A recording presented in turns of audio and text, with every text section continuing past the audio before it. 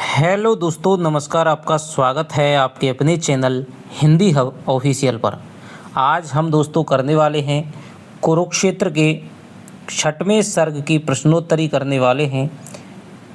इसकी मैंने 6वें सर्ग की व्याख्या है वो 3 भागों में दोस्तों आपको करवा रखी है। यदि आपने अभी तक वो व्याख्या नहीं पढ़ी है तो जाकर के एक बार ज़रूर आप पढ़िएगा। पूरी की पूरी 6वें सर्ग की व्याख्या आपको टिप्स पर याद हो जाएगी और तब ये प्रश्नोत्तरी आपको बहुत सरल लगेगी।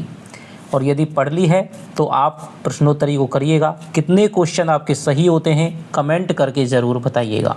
RPSC first grade, second grade की जितनी भी रचनाएं हैं सबकी मैंने प्रश्नोत्तरी सहित व्याख्या वगैरह है वो करवा रखी है। चाहे गोदान उपन्यास हो, आषाढ़ का एक दिन हो, राम की शक्ति पूजा हो, सारी रचनाएं आपको करवा रखी हैं।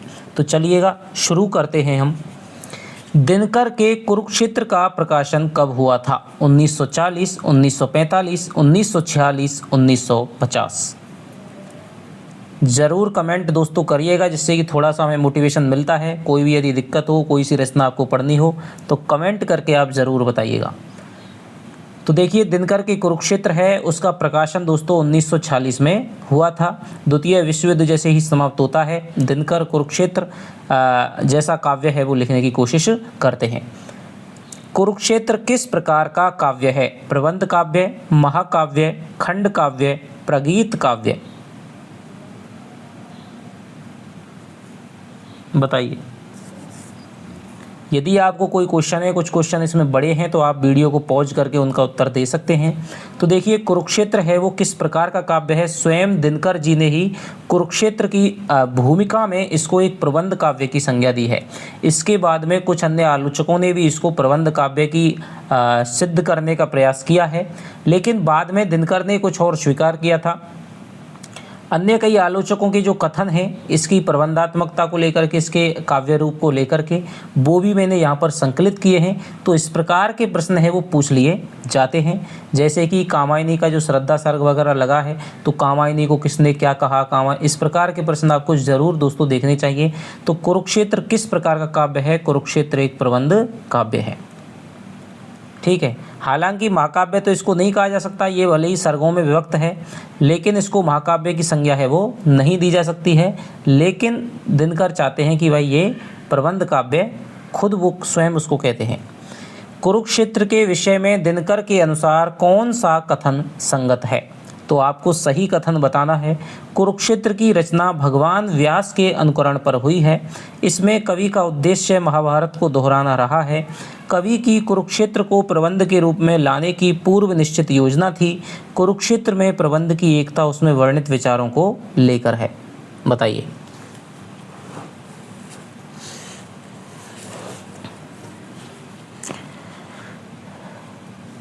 कौन सा उत्तर इनमें से सही है? तो देखिए, दिनकर जी इस भूमिका की शुरुआत में पहली ही पंक्ति में कहते हैं कि कुरुक्षेत्र की रचना है वो भगवान व्यास के अनुकरण पर नहीं हुई है। तो ये कथन गलत हो जाएगा। और कहते हैं कि इसमें महाभारत को दोहराना मेरा उद्देश्य नहीं रहा है। तो ये भी क्या है दोस्तों, गलत हो जाएगा कथन। कवि की कुरुक्षेत्र को प्रबंध के लाने में पूर्व निश्चित योजना नहीं थी, ये भी दोस्तों यहाँ पर गलत हो जाएगा, क्योंकि वो कहता है कि मेरी इस प्रबंध को प्रबंध के रूप में लिखने की मेरी कोई योजना नहीं थी।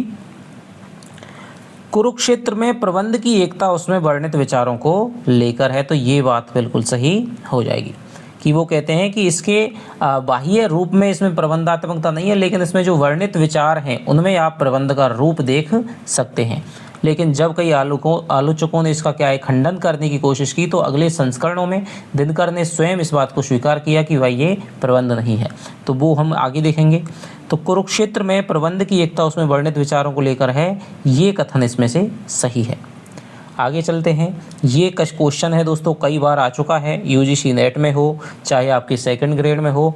कुरुक्षेत्र ना तो दर्शन है और ना किसी ज्ञानी के प्रौढ़ मस्तिष्क का चमत्कार, यह तो अंततः एक साधारण मनुष्य का शंकाकुल हृदय है जो मस्तिष्क के स्तर पर चढ़कर बोल रहा है। कुरुक्षेत्र के विषय में उक्त कथन किसका है? नगेंद्र, बच्चन सिंह, रामधारी सिंह दिनकर, तारकनाथ बाली। बताइए। कुरुक्षेत्र ना तो दर्शन है ना किसी ज्ञानी के प्रौढ़ मस्तिष्क का चमत्कार। तो ये दोस्तों और एक साधारण मनुष्य का शंकाकुल हृदय, ये साधारण मनुष्य कौन है? ये महाराज धर्मराज युधिष्ठिर हैं, क्योंकि उनको महाभारत के युद्ध के बाद में शंका होती है, गिलानी होती है, पाप और पुण्य की वो झूले में झूलने लगते हैं, पश्चाताप होता है, तो वो अपनी शंका के समाधान के लिए सरशैया पर लेटे हुए भीष्म के पास में जाते हैं और कुछ सवाल पूछते हैं। तो ये स्वयं रामधारी सिंह दिनकर जी का कथन है भूमिका में। कौन सी कविता लिखते समय दिनकर को लगा कि युद्ध की समस्या सारी समस्याओं की जड़ है? कलिंग विजय, परशुराम की प्रतीक्षा, दिल्ली, आग की भीख। बताइए, ये क्वेश्चन भी दोस्तों आपका आ चुका है। कौन सी कविता लिखते समय दिनकर को लगा कि युद्ध की समस्या सारी समस्याओं की जड़ है? तो वो कविता थी, भूमिका में ही उन्होंने बताया है कि कलिंग विजय नामक कविता लिखते समय मुझे ये लगा था। कुरुक्षेत्र के मुख्य पात्र कौन से हैं? भीष्म और द्रोण, युधिष्ठिर और भीष्म, अर्जुन और कृष्ण, युधिष्ठिर और कृष्ण। तो ये सारे क्वेश्चन जब आप व्याख्या को पढ़ेंगे दोस्तों, तो पहले ही पार्ट में मैंने आपको सारी चीज़ें ये बता रखी हैं। तो यदि आपने व्याख्या अभी नहीं पढ़ी है तो एक बार उसको ज़रूर आप पढ़िएगा, तब आपको हमारे क्वेश्चन हैं, उनकी कैटेगरी है, वो समझ में आएगी। तो कुरुक्षेत्र के दो मुख्य पात्र हो जाएंगे, वो हो जाएंगे दोस्तों आपके कौन? युधिष्ठिर और भीष्म हैं, वो हो जाएंगे। एक तो महाराज युधिष्ठिर हैं और एक पितामह भीष्म हैं। कुरुक्षेत्र प्रबंध काव्य में कितने सर्ग हैं? 5, 7, 9, 12। बताइए।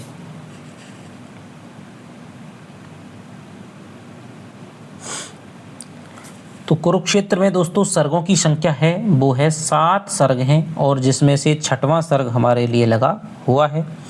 कुरुक्षेत्र के 6वें सर्ग के बारे में संगत कथन छांटिए। यह सर्ग विज्ञान की सृजन और ध्वंस की शक्ति का पुरजोर समर्थन करता है। पूरा का पूरा 6वां सर्ग क्षेपक है, जो इस काव्य से टूटकर अलग भी जी सकता है। प्रथम विश्व युद्ध की घटना और तात्कालिक नरसंहार इस काव्य के मूल में है। कवि ने द्वापर युगीन घटनाओं का कथानक में पूर्णतः अनुसरण किया है।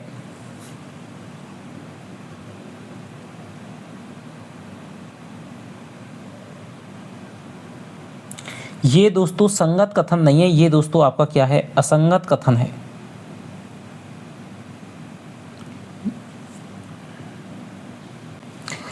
क्षमा चाहूँगा दोस्तों, ये आपका जो है संगत ही कथन है कि कुरुक्षेत्र के 6वें सर्ग के बारे में आपको संगत कथन यानी सही कथन की पहचान करनी है। तो देखिए क्या क्या कथन है।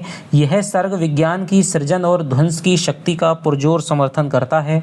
पूरा का पूरा 6वां सर्ग क्षेपक है, जो इस काव्य से टूटकर अलग भी जी सकता है। प्रथम विश्व युद्ध की घटना और तात्कालिक नरसंहार इस काव्य के मूल में है। कवि ने द्वापर युगीन घटनाओं का कथानक में पूर्णतः अनुसरण किया है। बताइए। तो एक से एक शानदार क्वेश्चन आपको दोस्तों पूरे YouTube पर आपको इसी चैनल पर आपको देखने को मिलेंगे किसी भी रचनाओं से संबंधित। तो आप लगातार चैनल के साथ में बने रहिएगा। सारी रचनाओं के यदि आपने एक बार क्वेश्चन कर लिए, एक बार हमसे यदि व्याख्या पढ़ ली, तो आपके 100 से 100% आपके क्वेश्चन हैं वो सरल सही होने की जो आपकी जो कोशिश है वो ज़रूर सफल होगी। तो देखिए क्या कह रहे हैं। संगत कथन हमको छांटना है। तो यह सर्ग विज्ञान की सृजन और ध्वंस की शक्ति का पुरजोर समर्थन करता है। दोस्तों गलत हो जाएगा, क्योंकि ये विज्ञान को लाभकारी तो बताता है, लेकिन 6वें सर्ग में हम देखते हैं कि ध्वंस की जो विज्ञान की जो विनाशक शक्ति है उसका ये क्या करता है? पुरजोर विरोध करता है कि सावधान मनुष्य, यदि विज्ञान है तलवार तो फेंक दे इसे, तज कर मोह स्मृति के पार। इस प्रकार की ये बात करता है, तो ये कथन गलत हो जाएगा। इसके बाद में पूरा का पूरा 6वां सर्ग क्षेपक है, जो इस काव्य से टूटकर अलग भी जी सकता है। बिल्कुल बात सही है दोस्तों। भूमिका में स्वयं दिनकर जी ने ये बात कही है कि भाई कुछ कुछ ऐसे प्रसंग हैं इसमें, इसको महाकाव्य की संज्ञा तो इसलिए नहीं दे सकती क्योंकि कुछ कुछ इसमें क्या है, क्षेपक हैं। क्षेपक होता है जो बिल्कुल अलग से इसमें उठा करके रख दिया गया है। और 6वें सर्ग में जो पौराणिकता का जो प्रसंग लिया गया है, महाभारत का भीष्म और युधिष्ठिर की जो बातचीत, लेकिन उनसे अलग हट करके आधुनिक समय की समस्या पर विचार करने के लिए ये जो 6वां सर्ग है वो रखा गया है। विज्ञान की शक्ति का जो दुरुपयोग किया है मानव ने, उसके निदान के लिए, उसको समझाने के लिए और किस प्रकार विश्व में शांति की स्थापना हो सकती है, उसके लिए यहाँ पर ये छठवां सर्ग है वो अलग से लगाया है। तो यदि काव्य से अलग टूटकर भी पढ़ा जाए तो भी हमें कोई भी इसके रसास्वादन में व्याघात नहीं पड़ता है। तो ये कथन बिल्कुल सही है। प्रथम विश्व युद्ध की घटना और तात्कालिक नरसंहार इस काव्य के मूल में है। दोस्तों ये यूँ गलत हो जाएगा, क्योंकि द्वितीय विश्व युद्ध की घटना, ठीक है, इस काव्य के मूल में सबसे ज़्यादा है। द्वितीय विश्व युद्ध के बाद में ही इस काव्य का प्रकाशन हुआ था, तो उससे दिनकर का हृदय है व्यथित हो गया और कुरुक्षेत्र जैसा काव्य लिखा था। कवि ने द्वापर युगीन घटनाओं का कथानक में पूर्णतः अनुसरण किया है, नहीं किया है। जब आप भूमिका पढ़ेंगे तब आप देखेंगे कि इन्होंने पूर्णतः अनुसरण नहीं किया है, बल्कि अपनी समझ का भी सहारा लिया है। ये कहते हैं कि भीष्म के किसी प्रत्युत्तर के कथन में जहाँ मुझे लगा है कि इसका उत्तर ये हो सकता है, तो मैंने अपने लिए स्वयं स्वतंत्रता ली है। तो ये भी कथन है दोस्तों यहाँ पर गलत हो जाएगा। तो दूसरे नंबर का जो कथन है वो यहाँ पर सही है। चलते हैं आगे। कवि ईश्वर से संसार में किस चीज़ का दीपक जलाने की प्रार्थना करता है? धर्म और मानवता का, धर्म और ममता का, दया और परोपकार का, धर्म और दया का।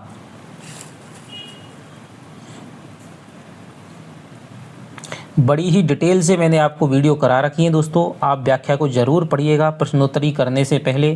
तो देखिए, संसार में ईश्वर है कि धर्म और दीप, धर्म का दीप, दया का दीप कब जलेगा विश्व में भगवान। तो यहाँ पर धर्म और दया का जो दीपक है वो कवि निवेदन करता है ईश्वर से जलाने के लिए। कुरुक्षेत्र ओज का पूंजीभूत रूप है, किस आलोचक का कथन है? बच्चन सिंह, रविंद्र भ्रमर, द्वारका प्रसाद सक्सेना, विश्वंभर मानव। बताइए।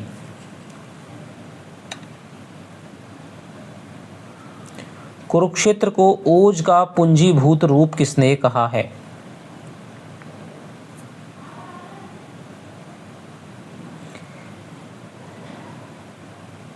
तो ये कहा है दोस्तों आपके विश्वंभर मानव जी ने इसको ओज का पूंजीभूत रूप कहा है।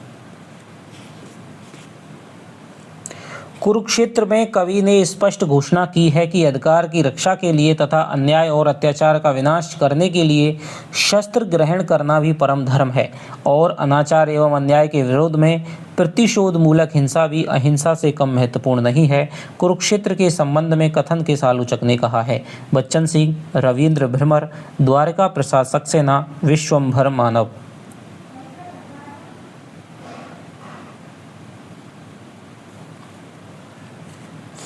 तो देखिए, उक्त कथन है यहाँ पर देखिए युद्ध का भी यहाँ पर समर्थन करते हैं, लेकिन तब जब यदि अन्याय का, अत्याचार का बोलबाला हो तो उसको मिटाने के लिए युद्ध की सहारा भी लिया जा सकता है। पितामह भीष्म कहते हैं कि आत्मा का संग्राम आत्मा से, देह का संग्राम देह से जीता जा सकता है।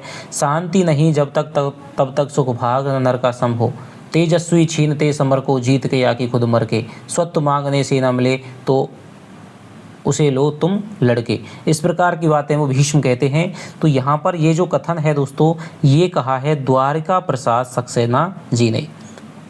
ठीक है, आगे चलते हैं। कुरुक्षेत्र एक लघु प्रबंध काव्य है।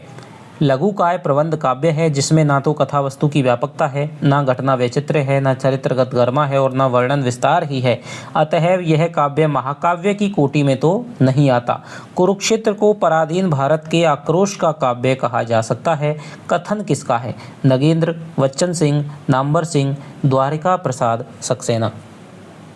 तो देखिए यहाँ पर ये आलोचना कर रहे हैं।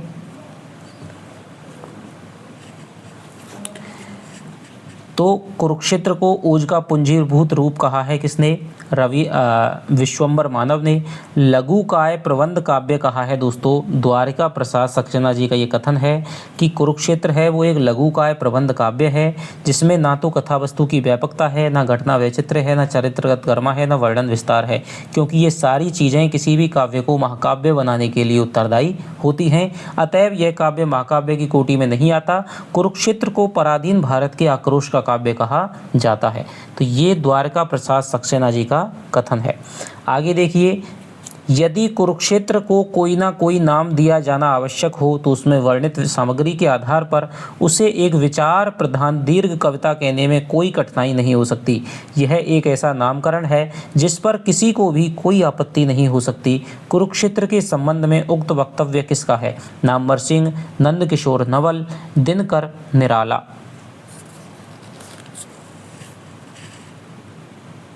बताइए।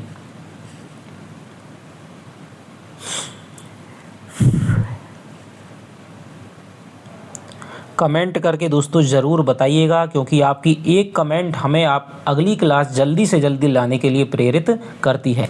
तो ये जो कथन है दोस्तों, जब कई आलोचकों ने इसकी प्रबंधात्मकता पर सवाल उठाया कि दिनकर जी जो आप कह रहे हैं कि ये प्रबंध काव्य है, ये प्रबंध काव्य नहीं है, बल्कि ये तो क्या है, एक लघु काय कविता हो जाएगी, या फिर ये प्रबंधाभास हो जाएगा, या फिर एक पराधीन भारत के आक्रोश का काव्य हो जाएगा। इस प्रकार की बातें जब उनका खंडन किया, तब दिनकर ने स्वयं भी स्वीकार किया कि ये क्या है, एक विचार प्रधान दीर्घ कविता इसको हम कह सकते हैं। तो ये स्वयं दिनकर जी का ही कथन है। कुरुक्षेत्र दिनकर की प्रौढ़तम काव्य कृति है। पारिभाषिक रूप में इसे सप्तसर्ग पौराणिक प्रबंध काव्य कहा जा सकता है, परंतु वस्तुतः ना तो यह पौराणिक ही है और ना प्रबंध काव्य ही। यह तो द्वितीय महासमर से प्रेरित लंबी चिंतन प्रधान कविता है। कथन किस प्रसिद्ध आलोचक का है, बताइए।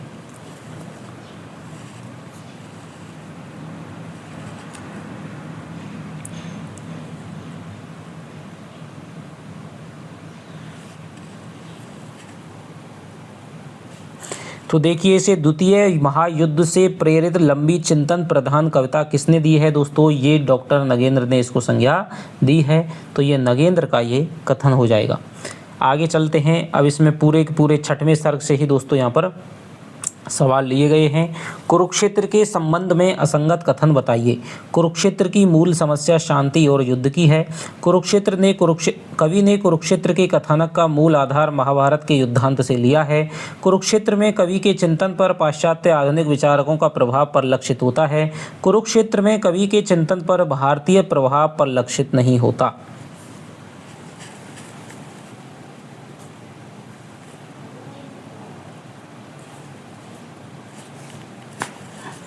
बताइए। तो देखिए दोस्तों, कुरुक्षेत्र की जो मूल समस्या है वो शांति और युद्ध की है। ठीक है, युद्ध पर सवाल उठाए गए हैं कि कब युद्ध है वो संगत है, कब असंगत है, शांति किस प्रकार स्थापित हो सकती है। और मुख्यतः ये आपको मैं बताना चाहूँ, प्रगतिशील धारा का ये काव्य है। ठीक है, क्योंकि उस समय प्रगतिवाद का बड़ा ही जोर था भारत में। तो ये बिल्कुल कथन राइट है। कवि ने कुरुक्षेत्र के कथानक का मूल महाभारत के युद्धांत से लिया है। बिल्कुल बात है, महाभारत का युद्ध हो चुका है और जब भीषण नरसंहार को देख करके युधिष्ठिर की जब छाती कांपती है, उनको पश्चाताप होता है, तब ये सवाल पूछते हैं। यहीं से कुरुक्षेत्र की शुरुआत है वो होती है। वो है कौन रोता है यहाँ इतिहास के अध्याय पर, इस प्रकार इसकी शुरुआत होती है।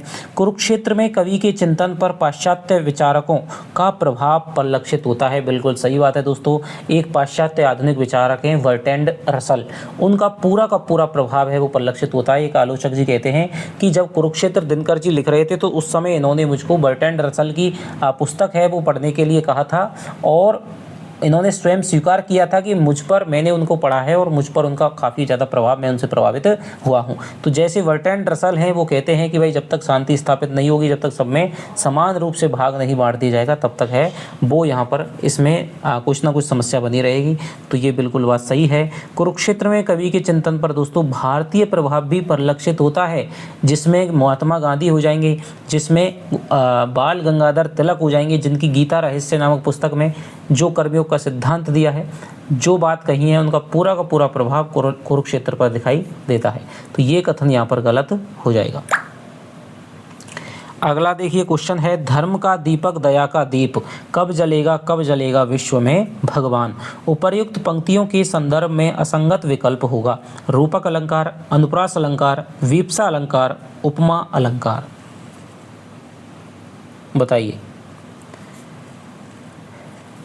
तो कमेंट करके एक बार ज़रूर बताइएगा कि इस प्रकार के क्वेश्चन आपने अभी तक कहीं पर यूट्यूब पर देखे हैं क्या, किसी भी कोचिंग संस्थान में आपने देखे हैं कि धर्म का दीपक दया का दीप। तो देखिए यहाँ पर रूपक अलंकार दोस्तों हो जाएगा धर्म का दीपक में, दया का दीप में। ठीक है, अनुप्रास अलंकार हो जाएगा आपके दीपक और दया में हो जाएगा। ठीक है, दीपक और दया में हो जाएगा। का और का की यहाँ पर भी आवृत्ति है। ठीक है, तो यहाँ पर अनुप्रास अलंकार भी हो जाएगा। वीप्सा अलंकार हो जाएगा दोस्तों कब जलेगा। ठीक है, जब कोई बात या कोई शब्दावली एक से अधिक बार प्रयुक्त होती है, लेकिन उसमें भावावेश की प्रधानता रहती है। चाहे वो गुस्सा हो, चाहे वो प्यार हो, चाहे वो घृणा हो, किसी भी चीज़ की, चाहे वो विनती हो, ठीक है, किसी भी चीज़ के भावावेश की प्रधानता रहती है तो वहाँ पर वीप्सा अलंकार होता है। यदि वीप्सा अलंकार ऑप्शन में नहीं आता है तो यहाँ पर हम पुनरुक्ति प्रकाश कर सकते हैं, लेकिन वीप्सा अलंकार इसमें प्रमुख रूप से हो जाएगा, तो ये बात बिल्कुल सही है। उपमा अलंकार दोस्तों यहाँ पर नहीं हो, ठीक है। तो रूपक अलंकार है, अनुप्रास अलंकार है, वीप्सा है और पुनरुक्ति प्रकाश यदि ऑप्शन में आए तो फिर वो पुनरुक्ति प्रकाश कर सकते हैं। सरस होंगे जली सूखी रसा के प्राण, पंक्ति के रेखांकित रसा शब्द का अर्थ क्या होगा? रस से युक्त, एक सब्जी विशेष, पृथ्वी, प्रेम से सिंचित। बताइए। सरस होंगे जली सूखी रसा के प्राण, पंक्ति के रेखांकित रसा शब्द का अर्थ क्या होगा? तो रसा माने होती है दोस्तों धरती, यानी कि पृथ्वी, ये शब्द हो जाएगा। है बहुत बरसी धरती पर अमृत की धार, पर अभी तक नहीं सुशीतल हो सका संसार। पंक्तियों के संदर्भ में असंगत विकल्प क्या होगा? बताइएगा। वर्ण की आवृत्ति से अनुप्रास अलंकार विद्यमान है। अमृत की धार शब्द समूह है, संत महात्माओं के उपदेशों को व्यंजित कर रहा है। सांसारिक लोगों की उद्यम भोगलिप्सा की तरफ संकेत किया गया है। सुशीतल और संसार शब्द द्वापर युगीन लोगों के संदर्भ में प्रयुक्त हुए हैं। तो आराम से पढ़िएगा, वीडियो को रोक करके तब उत्तर दीजिएगा। आपको दिमाग लगाना पड़ेगा दोस्तों यहाँ पर प्रश्नोत्तरी में, लेकिन यदि इस बार की आपने इस तरह से आपने पढ़ाई कर ली तो आपको पेपर में आपको चाहे कैसा भी क्वेश्चन आ जाए बहुत सरल लगेगा। है बहुत बरसी धरित्री पर अमृत की धार, पर अभी तक नहीं सुशीतल हो सका संसार।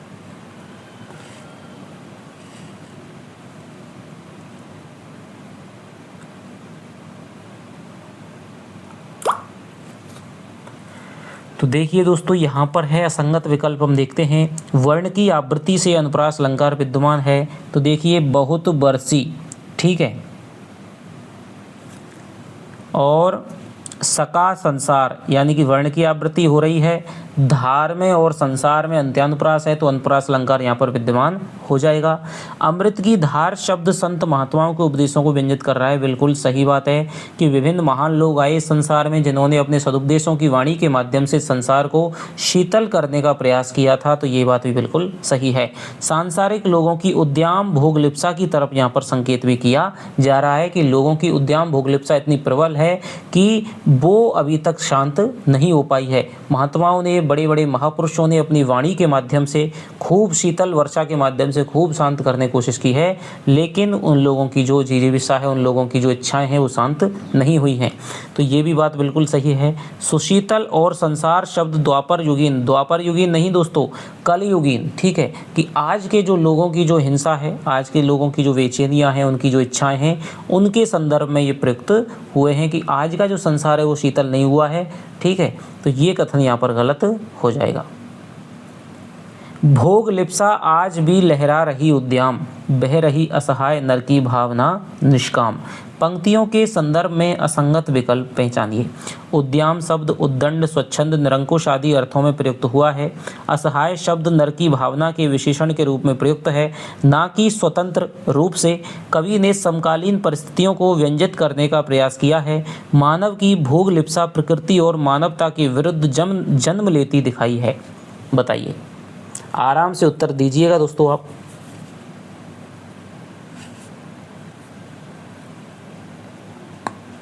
तो क्वेश्चन का लेवल कैसा है एक बार आप ज़रूर कमेंट करके बताइएगा।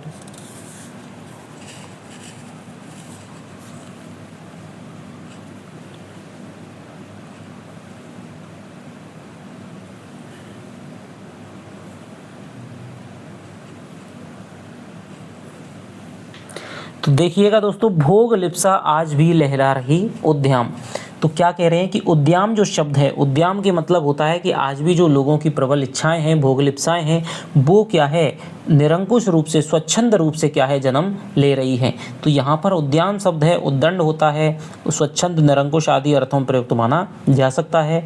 असहाय शब्द नर की भावना के विशेषण के रूप में प्रयुक्त है, ना कि स्वतंत्र रूप से। ये कथन गलत हो जाएगा, क्योंकि जो असहाय शब्द है, देखिए, बह रही असहाय नर की, ठीक ठीक है। तो यहाँ पर तो ये असहाय नर की भावना का विशेषण हो जाएगा कि असहाय की नर की भावना है वो कैसी है, असहाय है। लेकिन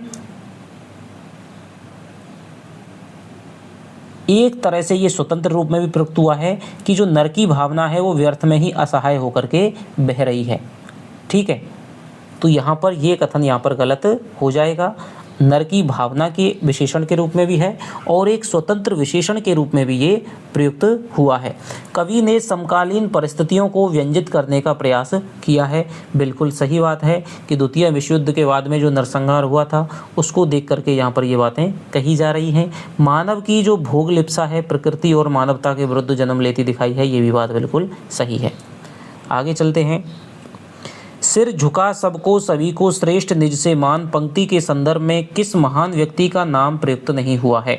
सम्राट अशोक, महात्मा गांधी, ईसा मसीह है, महावीर स्वामी।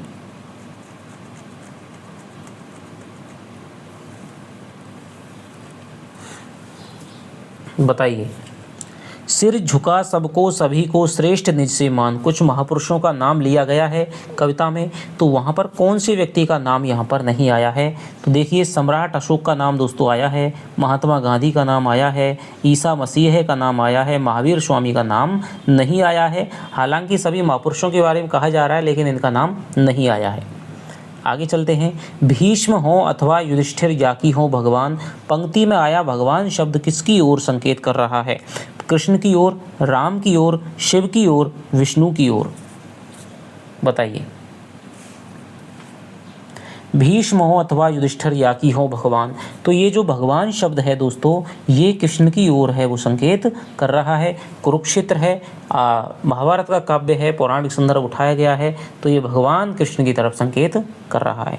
तो देखिए, जिन महापुरुषों का नाम आया है उनको मैं एक बार आपको बता दूं कि भीष्म हो अथवा युधिष्ठिर, तो दो तो ये आ गए, हो या हो की भगवान, ठीक है, ये आ गए। अशोक आ गया, सम्राट अशोक का आ गया, महात्मा बुद्ध का आ गया, इसके अलावा ईसा मसीह का आ गया, इसके अलावा गांधी जी का आ गया नाम, ठीक है। तो ये 4 और 3 7 लोगों का नाम है वो कविता में आया है। मनुष्य सभी महापुरुषों से अपने को श्रेष्ठ मानते हुए भी कैसा सम्मान देता है? मात्रवाचिक, मात्रकायिक, मात्र कार्मिक, मात्र व्यावहारिक? बताइए।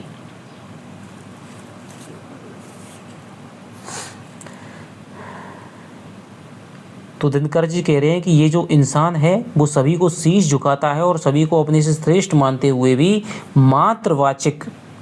मात्रवाचिक केवल सम्मान देता है, केवल शब्दों के माध्यम से, वाणी के माध्यम से सम्मान देता है, अपने आचरणों के माध्यम से, उनके कर्मों का अनुसरण करके उनको सम्मान नहीं देता है।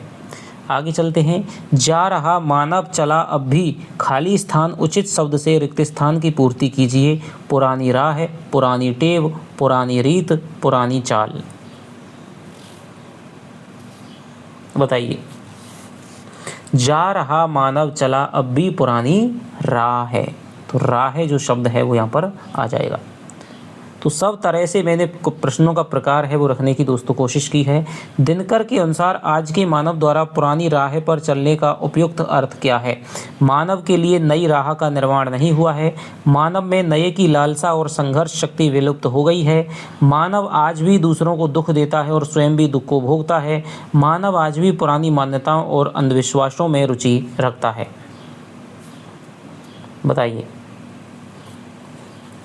तो देखिए, दिनकर जी कह रहे हैं कि आज भी मानव अपनी पुरानी जो राह है, पुराने रास्ते पर चलने वाली जो उसकी आदत है उसको वो छोड़ नहीं रहा है, आज भी पुरानी लीक पर ही चल रहा है। तो क्या कह रहे हैं, क्यों चल रहा है, किस लिए चल रहा है? कि वो दूसरों को क्या देता है, दुख देता है और स्वयं भी उसके दुख के ताप को वो महसूस करता है, भोगता दुखता है। तो मानव आज भी दूसरों को दुख देता है और स्वयं भी दुख भोगता है, ये कथन सही हो जाएगा। मानव अपना उत्थान किस पर चढ़ कर के खोजता है? दूसरों के स्वत्व पर, दूसरों के भस्म पर, दूसरों की भावनाओं पर, दूसरों के उत्थान पर?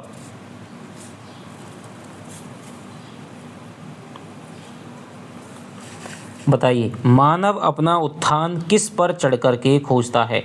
तो चढ़ कर के खोजता दूसरों के भस्म पर, उत्थान अपना खोजता, तो यहाँ पर दूसरों के भस्म पर चढ़ करके खोजता है कि मानव दूसरों को मिट्टी में मिला करके अपनी विजयश्री चाहता है। खोज ना चढ़ दूसरों के खाली स्थान पर उत्थान पंक्ति के संदर्भ में आए निम्न शब्दों का सही क्रम क्या होगा? अपहरण, अभियान, कुत्सित, शोषण, शोषण, अपहरण, कुत्सित, अभियान, अपहरण, कुत्सित, शोषण, अभियान, अपहरण, शोषण, कुत्सित, अभियान। तो आगे छठवां सर्ग जब तक लगा रहेगा, जितने भी क्वेश्चन इस तरह से बनेंगे दोस्तों, उन सबको मैंने अब की बार में ही आपको बता रहा हूँ। तो किस प्रकार का कौन सा क्रम है वो इससे पहली वाली पंक्ति में आया है।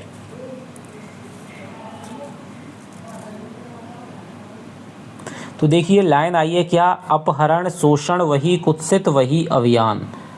ठीक है, खोज ना चढ़ दूसरों के भस्म पर उत्थान। तो ये जो क्रम है वो यहाँ पर राइट है। मानव अपना आपसी व्यवहार किससे सुलझा नहीं पाया है? शील से, वार्ता से, समता से, बुराइयों से।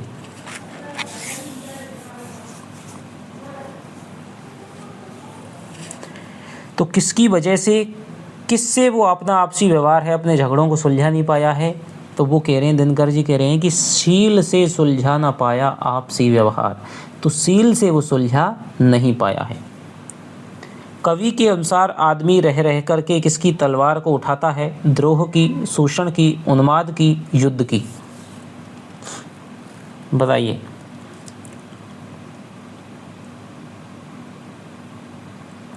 कवि के अनुसार आदमी रह रह करके कि आदमी रह रह उठाता उन्माद की तलवार। किसकी तलवार? उन्माद की तलवार है कि उन्मादित होकर के वो युद्ध के लिए ललकारता रहता है। कि दौड़ता रह रह उठा उन्माद की तलवार पंक्ति के संदर्भ में गलत विकल्प होगा। वीप्सा अलंकार, रूपक अलंकार, अनुप्रास अलंकार, विशेषोक्ति अलंकार।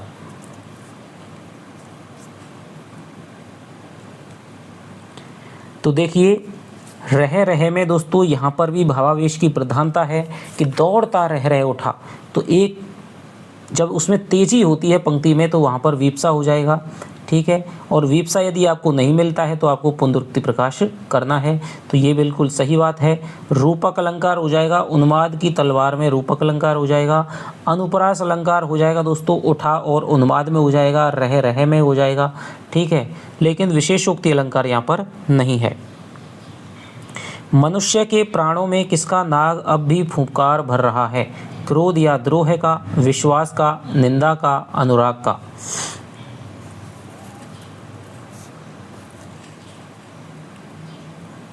तो मनुष्यों के प्राणों में दोस्तों जो प्राण में फुंकार भरता अब भी वही नाग। तो यहाँ पर क्रोध का और जो द्रोह का जो नाग है, जो ईर्ष्या का, वैर का, क्रोध के आवेश का जो नाग है दोस्तों, वो यहाँ पर क्या भर रहा है? फुंकार भर रहा है।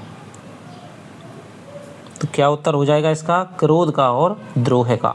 खाली स्थान अब भी वही अनुराग, रिक्त स्थान की पूर्ति कीजिए। देखिए यहाँ पर से और आ जाएगा। ठीक है, कि किससे? खाली स्थान से अब भी वही अनुराग, रिक्त स्थान की पूर्ति, द्रोह है, मृत्यु, शील, युद्ध। कौन सा ऑप्शन आएगा? तो देखिए इसमें आ जाएगा कि द्रोह से अब भी वही अनुराग। द्रोह से यानी कि वैर से, ईर्ष्या से मानव को अब भी क्या है? अनुराग है, उससे प्रेम है।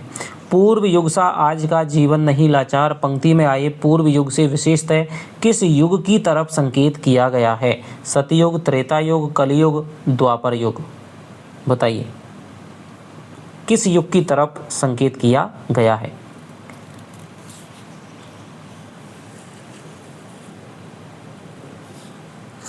तो देखिए दिनकर की लाइन है कि पूर्व युग सा आज का जीवन नहीं लाचार, दूर द्वापर से बहुत आ गया संसार। तो यहाँ पर द्वापर युग की तरफ है वो संकेत कर रहा है। द्वापर की और जो कलयुग है वर्तमान समय की वो तुलना करके बताएगा कि पहले क्या नहीं था और क्या प्रगति मनुष्य ने कर ली है। पूर्व युग सा आज का जीवन नहीं लाचार पंक्ति के संदर्भ में आज की प्रगति के संबंध में कवि द्वारा दिए गए तर्कों से असंगत विकल्प है। आज का समय विज्ञान का है जो सब तरह से पूर्ण और समर्थ है। आज मानव ने रहस्यमयी सृष्टि के अनेकों महत्वपूर्ण अर्थों को खोज लिया है। आज मनुष्य ने विज्ञान की पतवार के सहारे कुरीतियों के अंधकार को चीर दिया है। आज का संसार विज्ञान की ज्योति से प्रकाशित नई भूमि में आ गया है। तो इस प्रकार के दोस्तों आपको शानदार क्वेश्चन मिलेंगे जिससे कि आपको पूरा का पूरा जो सर्ग है वो रट जाएगा, कभी भी आप भूलने वाले नहीं हैं। तो बताइए कौन सा आप इसमें खोज करके कौन सा इसमें से गलत है। पूर्व युग सा आज का जीवन नहीं लाचार। तो देखिए यहाँ पर वो कह रहे हैं, दिनकर जी कह रहे हैं कि पूर्व युग सा आज का जीवन नहीं लाचार, दूर द्वापर से बहुत आ गया संसार, आज समय विज्ञान का सब भांति पूर्ण समर्थ। ठीक है, खुल गए गूढ़ संस्कृति के अमित गुरु अर्थ, और चीरता तम को वह मनोविज्ञान की पतवार, और आ गया है ज्योति से ज्योति की भूमि में नया संसार। इस प्रकार की वो बात कहते हैं। तो देखिए आज का समय विज्ञान का है और वो सब तरह से पूर्ण है, समर्थ है, बिल्कुल सही बात है। आज मानव ने रहस्यमयी सृष्टि के अनेकों महत्वपूर्ण अर्थों को खोज लिया है, बिल्कुल सही बात है। खोजता गूढ़ संस्कृति के अमित गुरु अर्थ, तो ये बात बिल्कुल सही बात है। आज मनुष्य ने विज्ञान की पतवार नहीं दोस्तों, किसकी माध्यम से, चीरता तम को वो लेकर के, बुद्धि की पतवार लेकर के उसने कुरीतियों के नहीं बल्कि किसके तम को, अंधकार यानी अज्ञान के तम को, अज्ञान के अंधकार को चीर दिया है। तो ये ऑप्शन यहाँ पर गलत हो जाएगा। आज का समय संसार विज्ञान की ज्योति से प्रकाशित नई भूमि में आ गया है, ये भी बात बिल्कुल सही है। तो ऑप्शन नंबर 3 इसका उत्तर हो जाएगा। आज की दुनिया विचित्र नवीन पंक्ति के संदर्भ में असंगत विकल्प की पहचान करिए। आज मनुष्य सर्वत्र प्रकृति पर विजय प्राप्त करके शासन कर रहा है। वह नदी, सागर और पर्वत को एक समान गति से पार कर सकता है। आज जल, बिजली और भाप की शक्तियां मनुष्य के हाथों में बंधी हुई हैं। आज पवन के वेग भी मनुष्य के आदेश पर कम और ज़्यादा होता है। बताइए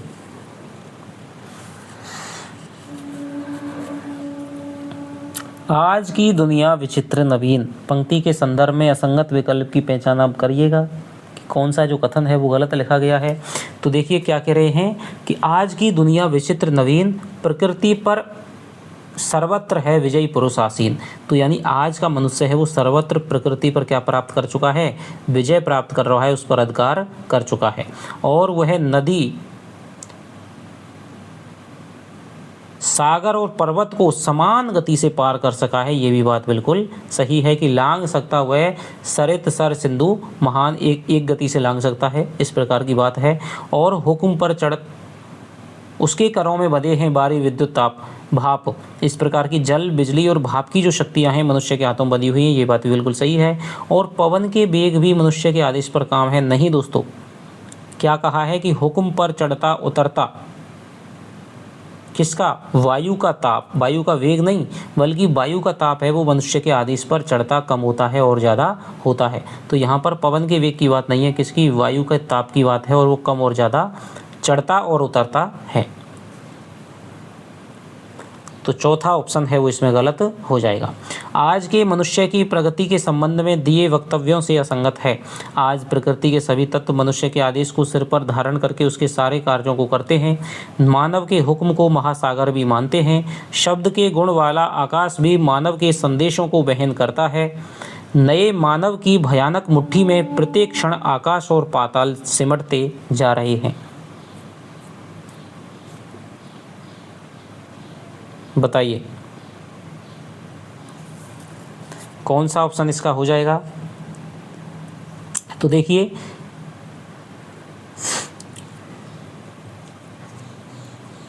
कि मनुष्य की आज्ञा को कर शीश पर अवधार्य, ठीक है, प्रकृति के सारे तत्व करते मनुष्य के कार्य, इस प्रकार की बात है कि सारे जो प्राकृतिक तत्व हैं वो उसके आदेश को अपने सिर पर धारण करके यानी सिर माथे से लगा करके और उसके सारे कार्यों को करते हैं, ये बात बिल्कुल सही है।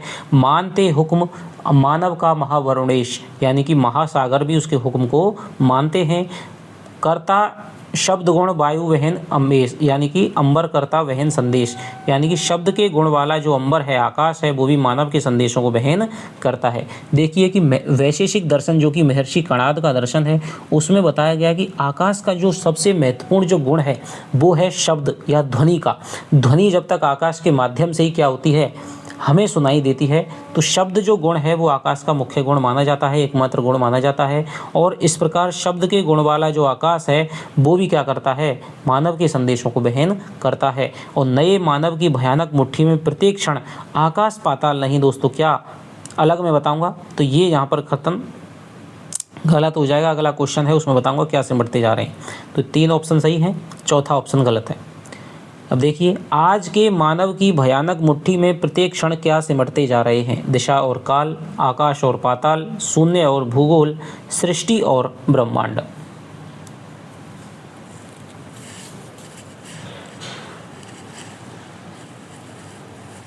बताइए, आज के मानव की भयानक मुट्ठी में प्रत्येक क्षण क्या सिमटते जा रहे हैं? तो आज के टाइम में दोस्तों क्या सिमटते जा रहे हैं कि सिमटते जा रहे प्रत्येक क्षण में दिक्काल यानी कि दिशा और काल हैं, वो मनुष्य के भयानक मुट्ठी में 90 नर की मुष्टि में विकराल सिमटते जा रहे प्रत्येक क्षण दिक्काल, दिशा और काल सिमटते हुए जा रहे हैं।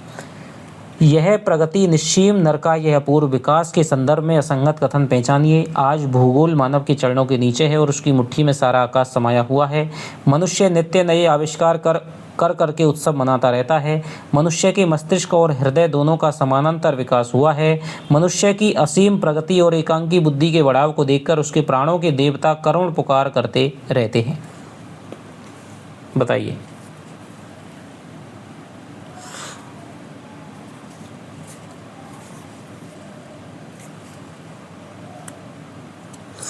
तो देखिए, दिनकर जी कह रहे हैं कि आज का क्या है यह प्रगति निस्सीम नर का यह अपूर्व विकास, चरण तल भूगोल मुट्ठी में निखिल आकाश। तो भूगोल मानव के चरणों के नीचे आ गया है और उसकी मुट्ठी में सारा आकाश समाया है। ये बात बिल्कुल सही है।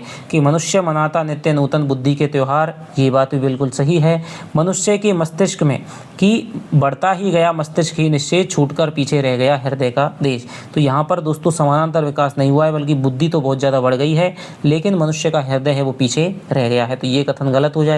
मनुष्य की असीम प्रगति और एकांगी बुद्धि के बड़ा को देख करके उसके प्राणों के देवता करते करुण चित्कार, तो ये बात बिल्कुल सही है।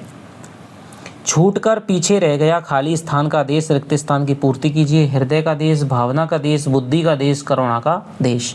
तो ये मैंने अभी आपको बता गया किसका देश, हृदय का देश है वो मनुष्य का पीछे छूट गया है। यानी कि हृदय की जो भावनाएं हैं उनका विकास बुद्धि के मुकाबले में कम हुआ है। देवता है मांगते खाली स्थान, पंक्ति के अनुसार बताइए कि मनुष्य के प्राण के देवता क्या मांग करते हैं? स्नेह और बलिदान, भावना और दया, दया और ममता, द्रोह और उन्माद।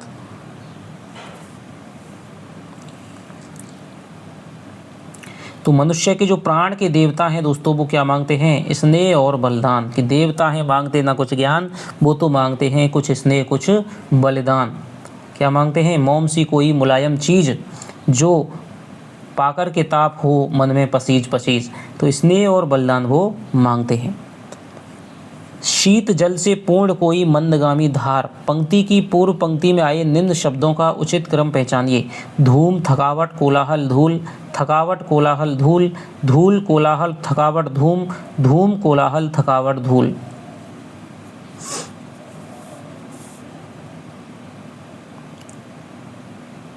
बताइए। तो देखिए क्या कह रहे हैं कि धूम, कोलाहल, थकावट, धूल के उस पार, शीत जल से पूर्ण कोई मंदगामी धार। तो इस प्रकार की बात कही गई है। तो धूम, कोलाहल, थकावट, धूल के उस पार, तो ये जो कथन है, ये जो संगत है, जो क्रम है वो सही है। तो ये आपके दोस्तों 40 प्रश्न इस भाग में मैंने कराए हैं। आशा करता हूँ कि आपको प्रश्नों का लेवल है, प्रश्नों का तरीका है वो पसंद आया होगा। यदि आप वास्तव में सीरियस तैयारी कर रहे हैं, लास्ट तक आप हमारी वीडियो के साथ में बने रहते हैं, तो आप निश्चित रूप से एक अच्छे विद्यार्थी की तरह लगातार पढ़ रहे हैं और आपको कोशिश है वो आपकी ज़रूर रंग लाएगी।